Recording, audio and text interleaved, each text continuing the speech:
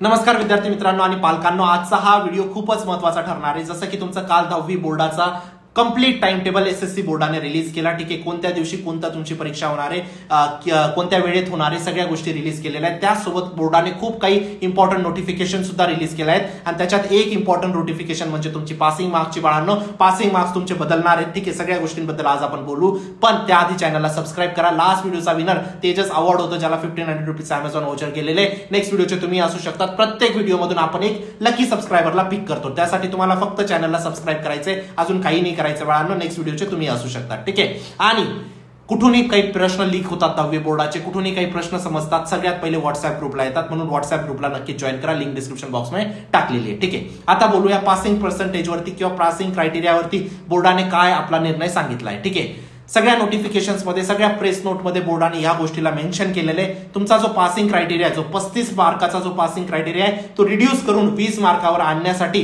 बोर्डाने कोर्टामध्ये आपली रिक्वेस्ट टाकलेली आहे। ठीक आहे, ती लवकरच मंजूर होऊन येणार आहे। ठीक आहे, म्हणून तुमचा जो पासिंग क्रायटेरिया आहे बाळांनो, तो तुमचा 35चा रिड्यूस होऊन तुमचा 20 वरती येणार आहे। ही गोष्ट का रे बाळांनो, बोर्ड असं का करतंय? पहिली गोष्ट, 10वी नंतर जे विद्यार्थी फेल होतात त्यांची शिक्षणाची प्रक्रिया थांबून जाते आणि ही शिक्षणाची प्रक्रिया नको थांबवावी म्हणून एनईपी म्हणजे नॅशनल एज्युकेशन पॉलिसी यांनी ठरवलंय की तुमचा बोर्डाचा जो क्रायटेरिया आहे तो कमी करण्यात यावा, जेणेकरून विद्यार्थी पुढे शिक्षणासाठी जातील। ठीक आहे, ही तुमची पहिली अपडेट झाली। आणि नॅशनल एज्युकेशन पॉलिसीने ह्या सुद्धा गोष्टीला मेन्शन केलेल्या आहेत।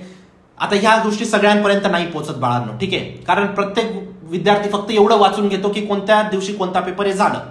पण यासोबत एनईपीने, नॅशनल एज्युकेशन पॉलिसीने खूप काही गाईडलाईन्स तुमच्यासाठी दिल्या आहेत। त्याच्यामध्ये एक गाईडलाईन खूप महत्वाची मला वाटली, त्यामध्ये मेन्शन केलेलं आहे की बोर्डात प्रश्न कुठून येणार आहेत हे एनईपीने स्वतः सांगून दिलेलं आहे। एनईपीने सांगितलंय म्हणजे एसएससी बोर्ड त्या गोष्टीला ऍक्सेप्ट करेल आणि ती गोष्ट तुमची या वर्षी पार पाडेल। ठीक, एनईपीने सांगितलंय 32 ते 40% प्रश्न तुमचे हे पीवायक्यूज मधूनच रिपीट होतात एसएससी बोर्डात। आता 40% जर प्रश्न पीवायक्यूज मधून रिपीट होतात बाळांनो, ती तुमच्यासाठी किती महत्वाची आनंदाची बातमी आहे बाळांनो। जर मागच्या 5-6 वर्षाचे प्रश्नपत्रिका जर तुम्ही सॉल्व्ह केल्या बोर्डाचे, तुमच्या आरामात 40% तर तिथंच येणार आहेत। 40% आणि बाकीची टक्केवारी तुमची इंटरनल मार्कचे 60-70% तुमची इथंच येऊन लागतात बाळांनो।